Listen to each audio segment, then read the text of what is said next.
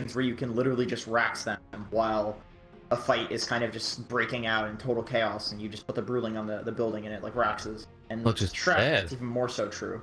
Yeah, that's the other thing. I mean, they did nerf the Diabolic Edict slightly, but once that's capped out, it's, I believe, the same strength, right? They just reduce the damage at each level by, was it 2? Something, and then it like that, yeah. caps out the same. It scales to be just as good.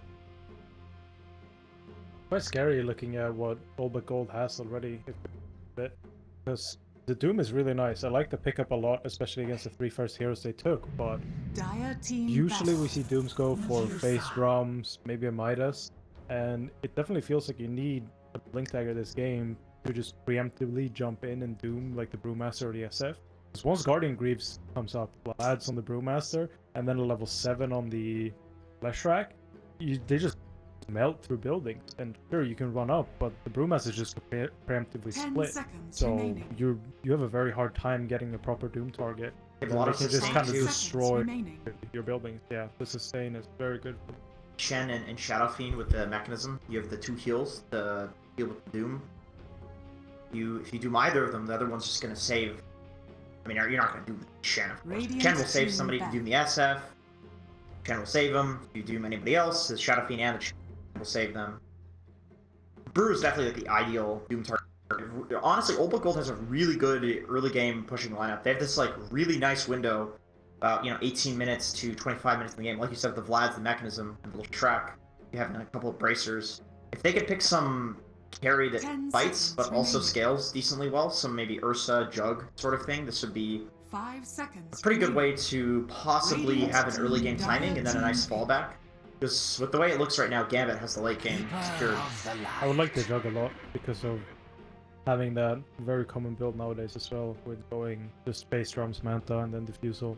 Definitely helps against the Medusa. Obviously later on it's not going to be as strong, but still have a way where that build is also really nice to help early on to fight, because you just go with them level 7, level 8, fight, you have face drums. Yeah, I feel like still Ursa too. There's a Monkey King, which it would be good against Doom and Lane. Good against Kunkka. Can build up the Diesel against the Medusa. It's not as early game centric as the Juggernaut. Isn't there been a common issue with the Jug though? Like, we've seen it a few times, right, Jenkins? And in the Medusa matchup, that is, the Jug versus the Medusa. And maybe it was just those drafts. This one seems like it might be more catered to it, because usually the issue that you ran into is the Jug is stuck trying to farm, but you have someone else who needs this huge bulk of gold as well. I guess you could say All But Gold's draft does centralize around that kind of one farmer very well. Instead, though... What? What? We're getting the block? What? Call Leshrac. Yeah, they're really committing to the early game. Cool. Sweet. Illidan Leshrac. This is hype. Before, so it could be good. I mean, I like the clock as well with setting up kills, especially if you just clock Lesh and Chen, you can run them aggressively if you want. Yeah. Put pressure onto what's looking like it's gonna be a safe lane Medusa. There's a chance of that. I mean, unless Afro goes safe lane with the Kunkka, because usually you want to have the Medusa in the mid, especially against the Shadow Fiend as well. Probably useful. See if they want to swap that up any. It's a really good clock game. You have the hook for the backline, so the Keeper of the Light. You can screw up the initiation of the Kunkka, of the Doom, just like break the fight up into 2 with the cogs. They have a bunch of melee heroes. They have relatively slow heroes that have, good physical resist and regen, but the clock has enough persistent damage to get through like the Doom's regen, to get through the Kunkka's regen. The Nyx Assassin has the Carapace, sure, but if you're caught in the cogs and he has a battery assault on, you're going to catch up to him. Especially if he breaks the cog and tries to get out, it's going to knock him back, and that gives you time to catch up to him. Like, I don't think Clock cares about any of these heroes. It honestly feels like an amazing clock game. I wouldn't say like a perfect clock game, but he's definitely going to feel comfortable ganking any of these lanes. There's no hero that can just get out of cogs. There's no Queen of Pain, there's no, Puck. That's always where Clock really struggles, when he doesn't have anywhere to go, but he can go to any lane in this game and get a kill. As long as it doesn't fall really far. I mean, if they come out of the lanes, swinging, then I think Clock is gonna have it. They fall behind. You guys forgot. Yeah. Forgot about the combo, the Shadow Fiend extra souls. Looks like he's not even gonna suffer in this lane now. It's been so long since I've seen this. For a while, we just saw it non-stop, and it was kind of sigh, when will this be fixed? And I don't know if this is on the same level of what we complain about with the Ring of Regen earlier, but if it starts to come back in hard, it could be. I don't know. It's kind of up there as this weird thing that probably shouldn't be in the game because I mean the cogs have souls. So doesn't make any sense. The lore. Well, you know what? OpenAI has led me to not question it that way. You never know. Okay, maybe the cogs have become sentient. Speaking of OpenAI, you know what they do that is something that also is weird and probably shouldn't be in the game? When they tank towers of sentries.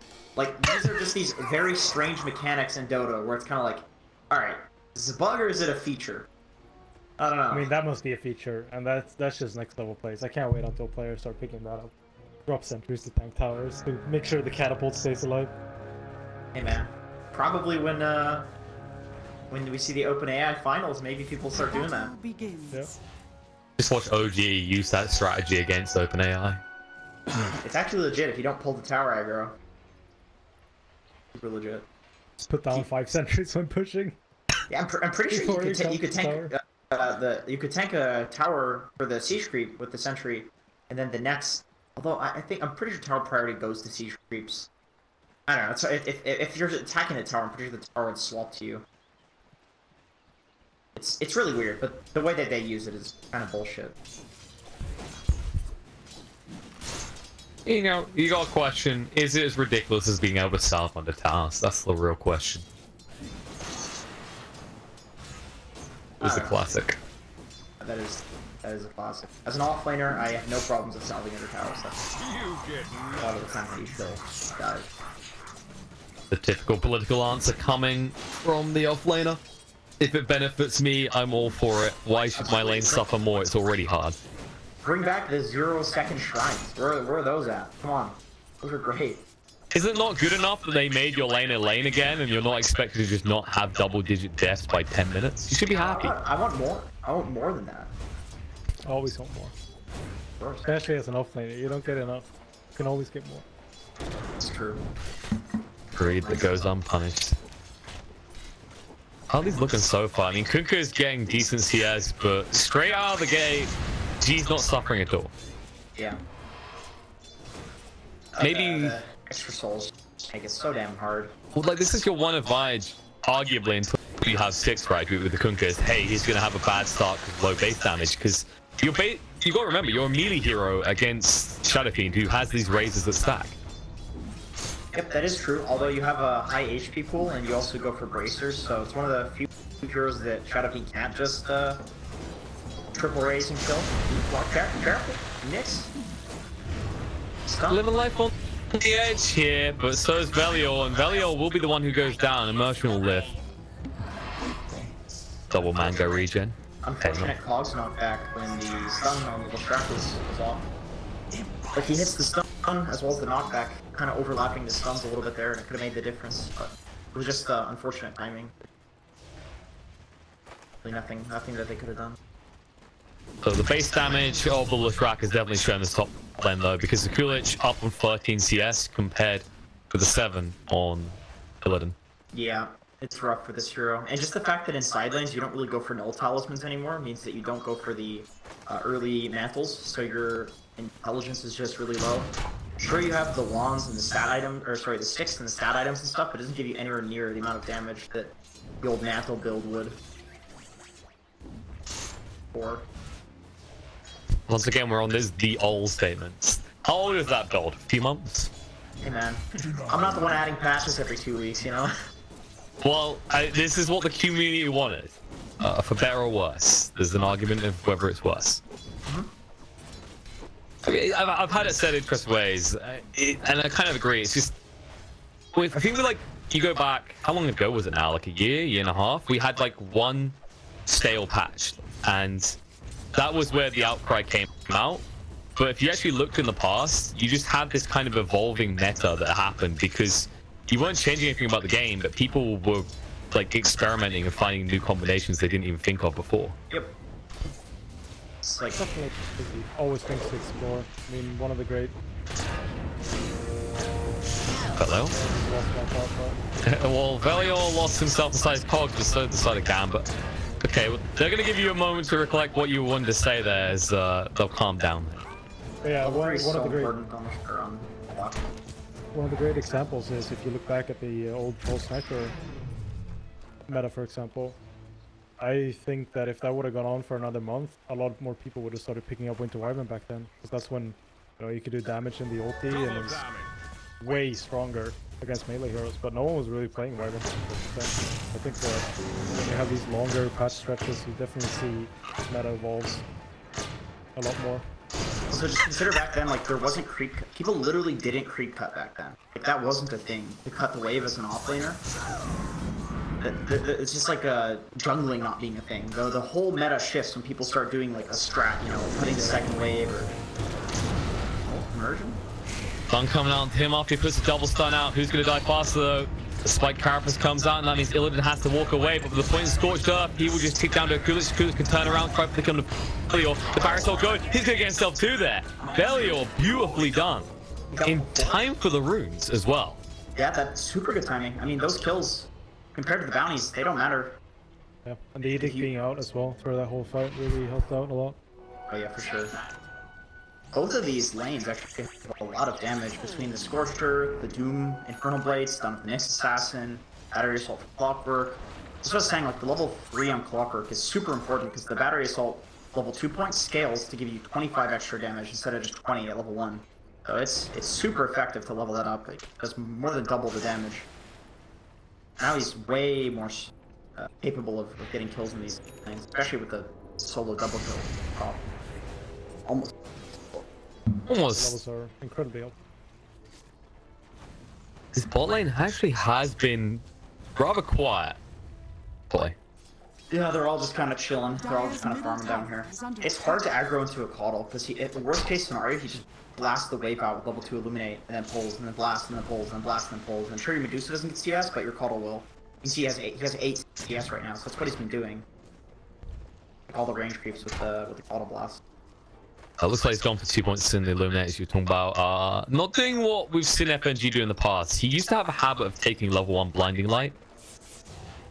Kind of glad he moved past that, because it tended to backfire. The problem with that skill is you use it and then you're useless for 30 seconds. I think this makes a lot of sense what he's doing. He's single... Oh, actually, no, he's trying to pull through?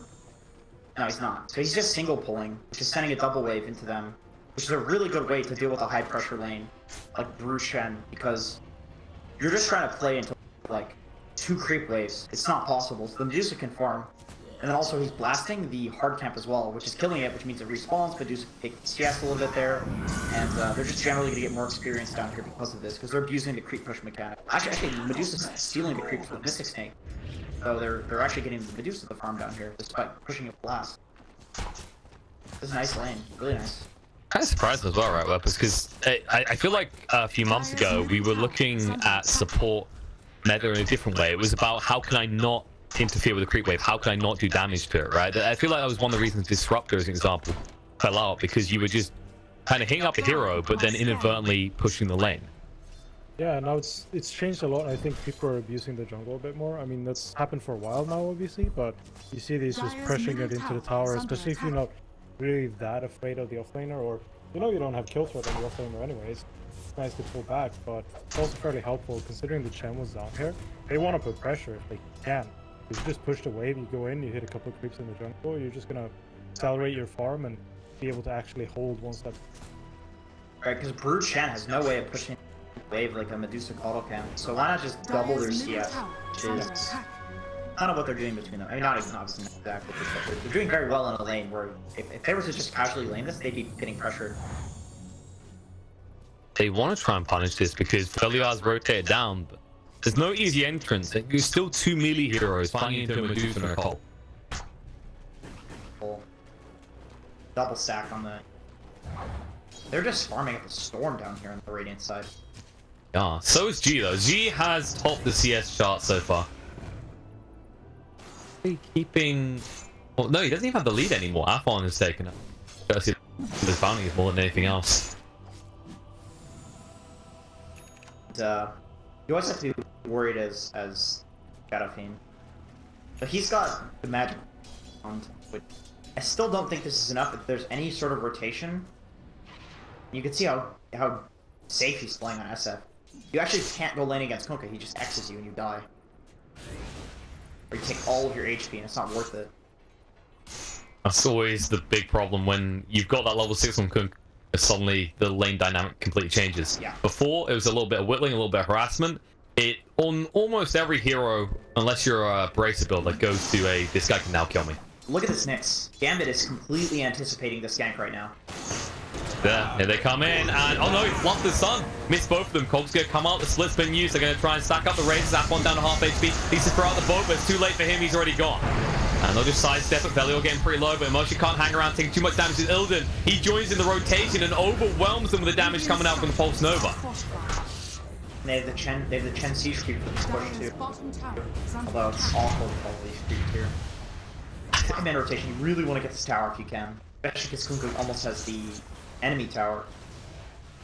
It's interesting to see this kind of change in the dynamic of push on mid, right? Because for a while, it was actually up to the supports. Like, I remember I was asking a few pro players, when do you actually look to have a mid ganked? When do you look to have that lane reset for you? And they go, actually, if the supports come to my lane, I want to set up a push instantly afterwards. And teams seem to be just committing to these 5-mans now to ensure that that power falls. Right, it's basically... Things are super based on trends. Like, you'll have a team commit like 1 or 2 heroes to defending tier 1. All of a sudden, people start sending more heroes to it. They commit 3 or 4 heroes to defending a tier 1. All of a sudden, there's just 5v5 mid every game. And the reason for that is because, like, in general, when it comes to ganks and rotations, the purpose is not for kills. Kills do not matter in Dota. What the purpose is changing your orientation on the map or pressuring a tower. Like, there should always be a strategic reason that you're going for a rotation.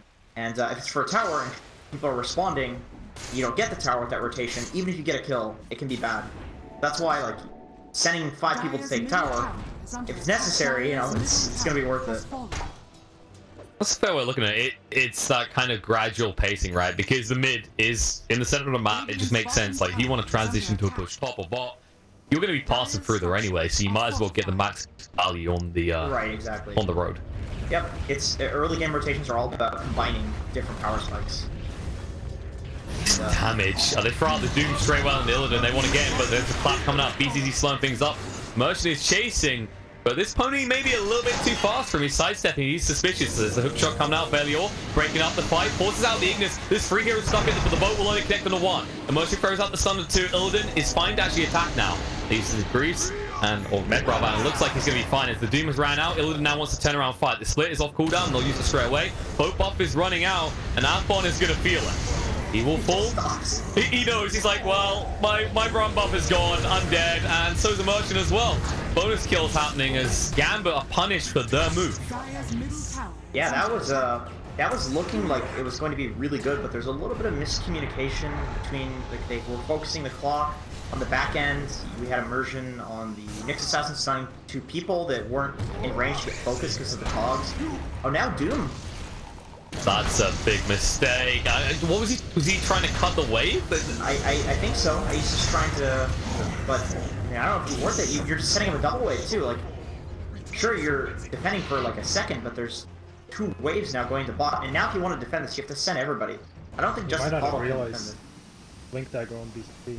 BCC got it right before the fight, and everything's lining up really well for Black Gold now. You know, you have Max Out Edict, you have the mechanism on G, you got Blink Dagger on BCC as well, rushing it instead of going for the fast sustain first. Hook shot. Miller looks to get a good off as well. Yeah, he's looking on immersion, he's just trying to break the cogs like must make my escape. I've seen this before, and it was depressing for Nyx last time, it'll be depressing again, can't even stun in time.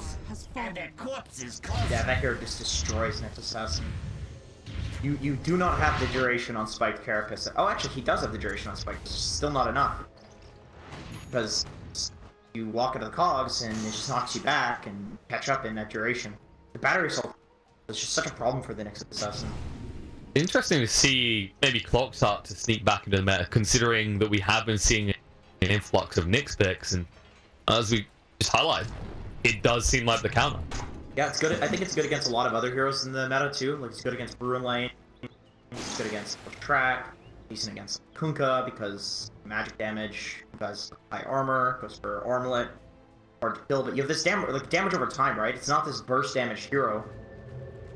It's a lot of heroes that can't be killed by most heroes in Dota, Clock can kill because Battery Assault does what? How much? 1,760 total damage at level 7. So there's very few heroes that Clock can't kill. As long as they can't get out of cogs or can't get away from him, he will kill the hero. Especially in a game like this, when you talk about heroes like the Doom that attack so slow, the Nyx as well. Speaking of which, it's just rinse repeat. He's found him again. EasyZ even joins in on the party this time around, and this is probably the least impact we've seen out of Immersion on Nyx so far.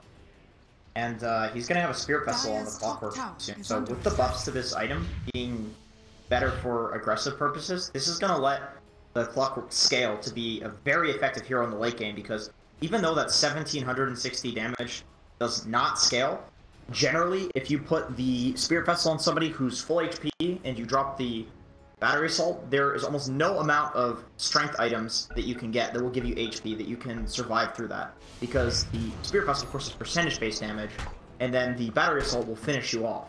So it's gonna allow him to be way more of a core in this game. So especially against the Doom, he's just gonna feel like paper. A hero that's usually renowned for how tanky he is. Kunkka too. Very high regen heroes. Radiant are scanning. Everything's just lining up so nicely for him. It's gonna be coming out as soon as the courier's up. We're gonna have Vlad's very close now. Oh yeah, Vlad's is finished as well for BCP because he's got the Basilius on the courier. So they looks like they might just go for another tier 1 top, maybe get Roshan for almost a finishing blow and a push. They definitely want to try for that because Medusa almost had, well, she's not close to the BKB. She went for the Sasha and Yasha first, kind of like a little, first item to get. You want to just rush the straight BKB. She's going for BKB next though. Kunkka also is going for BKB after Armlet. So I think once they have BKBs, that's a good timing for Gambit because there is nothing but physical damage, or sorry, but magical damage on the side of Old But Gold. So BKB is really solid timing in this game. They're going to try and exploit the fact that they can't handle the magic down. Split comes out, they blink in. Emus does get dropped. That's going to drop the Broom. There's the Doom. They actually push Illidan pretty deep. The Hand of God might not actually protect him. He's taking a lot of damage here, trying to move away. Scorched Earth is activated. Be enough time. Looks like Illidan won't be killed off. Still only a level 1 Doom, so the DPS isn't high. Requiem being charged up preemptively to make sure that it's not interrupted on the next drawback. Alphon holding the bow still. Hasn't thrown out there. It's going to come now. Stun with the G. Going to throw out the Guardian Greaves. Tries to run the tree to escape. Illidan trying to cover him, but they're just pursuing this hook shot. Flopped by Belio. G on the side. Going to be pushed back towards Immersion, who wants to try and actually go for the big Vendetta hit. Can he do not though? He's going to get pretty low. Ek back as well. Tries to turn around. He's taking way too much damage here though, and he will go down. Heals up. Comes down, Old Kulich is fine, and that will signal Old But Gold to retreat. Good Doom on the little Shrek. Forces Chen to basically spend his entire time just trying to save the little Shrek. He was kind of zoned out of the fight, so sometimes if you do the little Shrek, it's not great because he runs in Pulse Novas. But with the low HP pool that he has, the Shrek has no stat. His only stat item is a wand, which has 3 stats, and a circlet. Other than that, he has Yule Scepter and Arcane Boots. This guy has no HP whatsoever. You doom him, you press 1 spell on him, and he has to run. And that completely botched the fight for the side of Old But Gold. I'm also worried about his levels. He just got level 10 now, and the Clockwork's level 8. Okay, he got an amazing start, but it still feels like I don't want to have more levels on the left track. You're going to get the armor count now, which is useful, but getting the movement speed or the strength, which I would assume he's probably going to go for the strength this game. It's going to be very helpful once 15, but before that, it's quite hard to just survive if I'd love to see the stat items come up too. Oh, they're good on him right now as well. The hook shot won't stop the death of Illidan, and instead Belio has to run for the high hills. He'll get out. Is the problem. And he's your frontliner because he has hit the towers, and a backbands. That's... You know why he did that? Because he brought the SF in. He's like, oh shit, I don't want that guy that just brings my SF in to die. So he sapped himself so that wouldn't happen. That's so funny.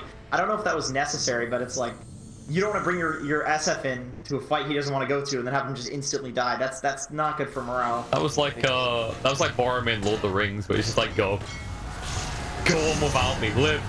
Belial, he won't be that lucky though. He's not gonna live. Boromir, we don't need to abandon you. We're fine. I mean, that was more like Faramir, you know, the insignificant child on the side that people forgot about. Well, that's happening actually. He finally killed the Kulich. It's a nice takeoff. Midas off cooldown and Devour off cooldown. And Doom as well. Doom. Everything, in 21 fact. seconds. You just sit in fountain staring at your Midas. Anxiety builds. Just sweat on the brow, and then when you respawn, you've got a question like, do I go to lane and defend, or do I go to shrine and Midas? You Midas 100% of the time. Midas. I don't care if it's right or wrong. It feels right.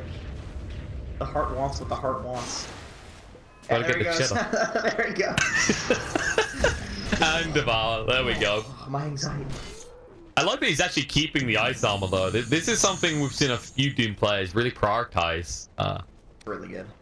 Although in this type of game, I am then looking at Olbergo's lineup where, magical damage, magical damage. There's a lot of magical damage here. Yeah, but isn't it true. quite useful for putting on the towers against the Lich Guard?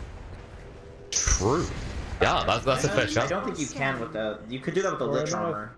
Okay, I guess it, okay. it might not work with. Oh yeah, you might not be able to put the plus armor. I was gonna say this is kind of like you basically he has the old Lich armor right now. Yeah. Except you can't put it on tower. Yeah, exactly. If you would have been able to put it in towers, then it would have been perfect against him. But I guess it takes away some of the edict costs.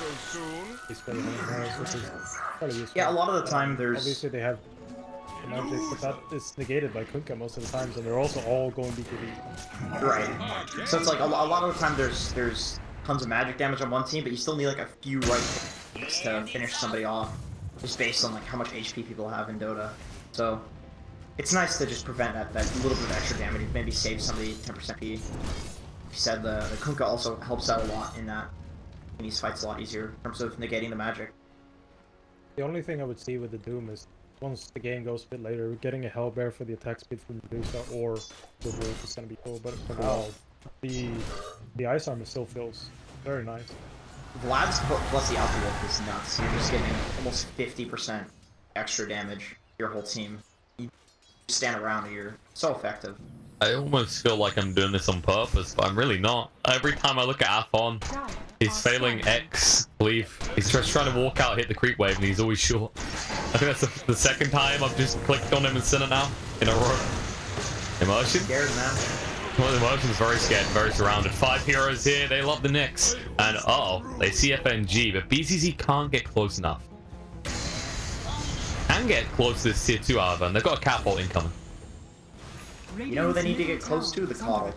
If they wanna take these engagements, if they can kill the Caudal first, that's a really good way to screw up Gambit's team fights. It's just such an easy hero to kill, and he does so much with the Blinding Light, Will-O-Wisp, and Illuminates to defend. Yul's coming up. Drax trying to actually make sure he's not in trouble here. Bo is going to come through. Split out from BCC. SF will get stunned up. BKB by the hack. As Velior's gone pretty deep. Here's going to be Slot from his team. Low on HP. Should fall. And there's Ignis going down. Just traps him in. The Doom was already thrown out of the track. The Hand of God's been used. Illidan will live. They will get everyone out. In fact, even Velior escapes alive. It's awkward, yeah. Nobody died on either side. But you get the tower on ult but gold, so you're okay with that. You've wasted Medusa's first BKB charge.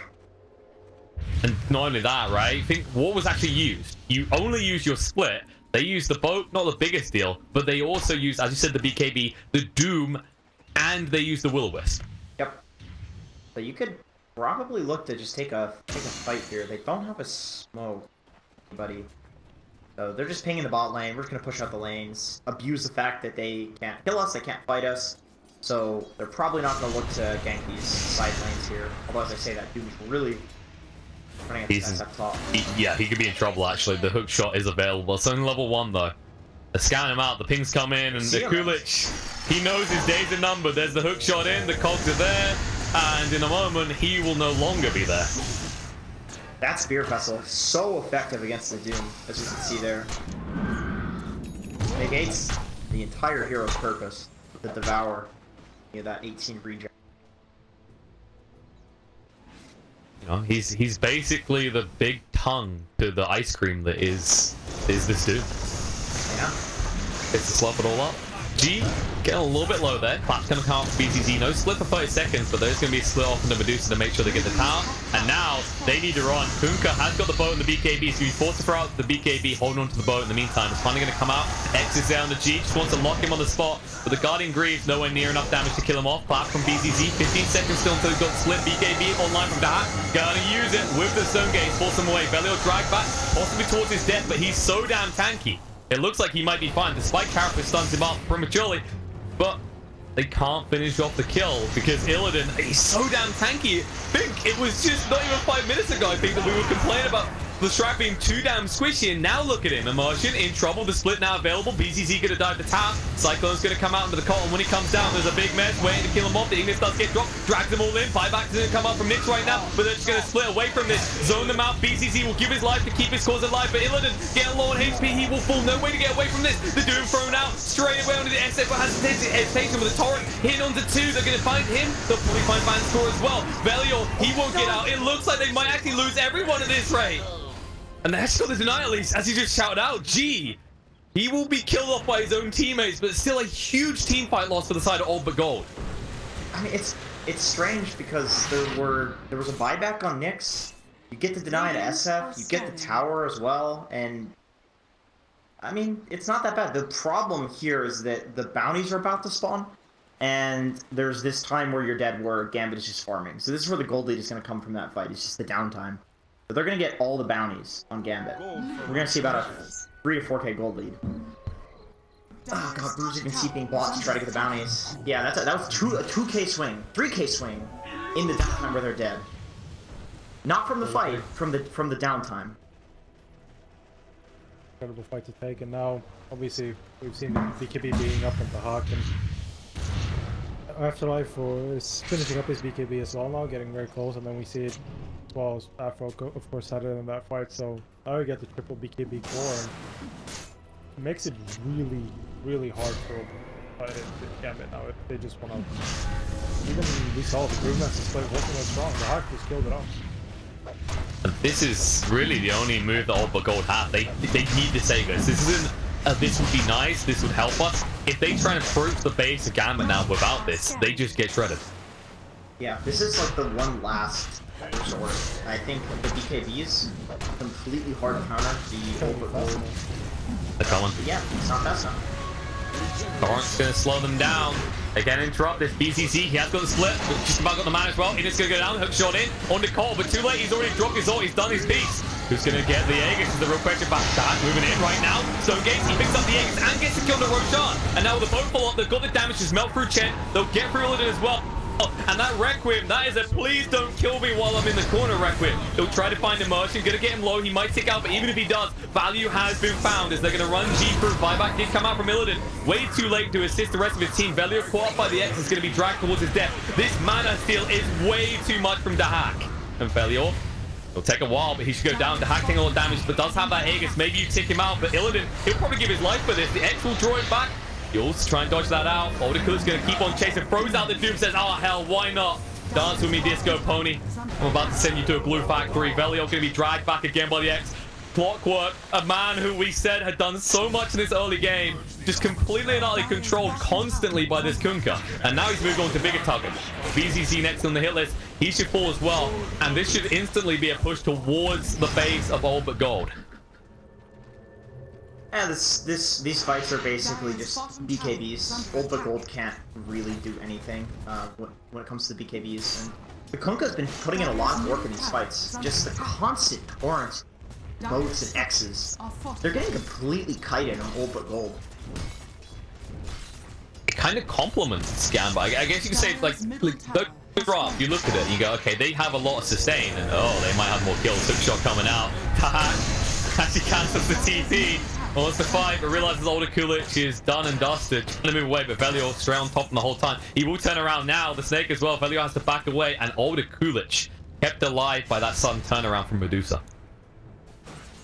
But I guess the point I was going to hit on, actually, like, you look at these drafts, right, Weapons, it's just the sustain. There's a lot of sustain, right? You got the boat, you got Medusa, you've got this kind of attritional battle going on. But when you look on this side of All But Gold, the way their draft plays with this Leshrac, you're kind of complementing the way that Gambit wants to play. You're not suddenly nuking someone down immediately to start a fight. Yeah, you really want to... Well, I mean, All But Gold obviously have sustained damage coming out. Bolt buff is just so much work against. Staying alive with it is really making the difference, I feel. The Bolt buff just keeping them alive, and then obviously the BKBs on top makes it so the cores can do kind of what they want. And then Immersion, obviously in there, since there are no BKBs on the side of All But Gold, he's in there with his Carapace, gets Carapace stunned, procced on Illidan since he can't control the Edict damage or the Pulse Nova. And then you can just follow that up, and with Illidan going for this Bloodstone, down to 8 charges now, dying twice is not good at all. I think Affinage is doing a really good job too at holding the bow. He's not just using it right at the start of the fight to initiate. He's using it as, like you said, more of a defensive thing, just with the boat run to keep the team alive. So he's using it like after a couple of torrents, after his Medusa goes in and uses BKB. Yeah, it's not a damaging tool for him. Right. They survive all the damage that comes out from them. Speaking of Illidan, he's been found again. The Ignis went down, held him on the spot. Nice. That's literally the most valuable kill Gambit can find. Oh yeah. There's no way for Illidan right now to deal with the Ignis. He's a Leshrac. He doesn't right click it. It's basically just the SF that can right click it, but Guardian Greaves SF. He does have the Sanjin Yasha now. So no BKB, no Force Staff, just as like the Yule Scepter. So if he just hits Ignis, he's dead. He's screwed. I really like the creep swap up as well for Doom. Getting the perch creeps for the Yules makes it so there's literally no way he can get out of it. You can also, I believe, dispel Divine Favor. Yeah. So it's just a very useful ability to have right now. Obviously the Wolf Creep is nice, but they aren't really lacking in damage either. It's more damage, but the first creep is just really high value at the moment. It helps them out. You kind of feel like the Divine Favor has lost its value, right? Like we talked very early on about how great it was in the lane for Brewmaster combo with big crits, but he's going to be split in these fights. And your SF, he doesn't build this big physical damage build. He's going in these Guarding Greaves. He's looking to nuke through this area of the game. It's not like you've got a Gyrocopter, for example, or an Ursa that gets these huge damage spikes on top of what they do. That's Double Sun coming in, jumping, Doom's going to be there as well, Torrent Mode, everything on the Shadow Fiend going to get him low, Split's going to come out, Ordiculus moving forward, the Shadow Fiend trying to keep him alive with the Hand of God, it's not going to be enough, he will fall. Illidan just being ignored because those BKBs still doing all the work, Spike Carapace coming out, big cleave damage, X there as well, Illidan trying for split play, Immersion, he's going to force stuff away, he stays alive! Beautifully done by FNG to keep his fellow support alive. Now Torrent Vanscore. He's almost down. GG comes out actually as they just submit. Gambit take game 1. That is honestly just the power of BKB timings. You have this like timing-based lineup against a late game team with no damage to go, through the BKBs. You basically have to end the game at below 30 minutes, or you go to the hyper late game where you have like sheep sticks, nullifiers, things like that. But I don't think you want to go there against Doom Kunkka Medusa. So. Really not.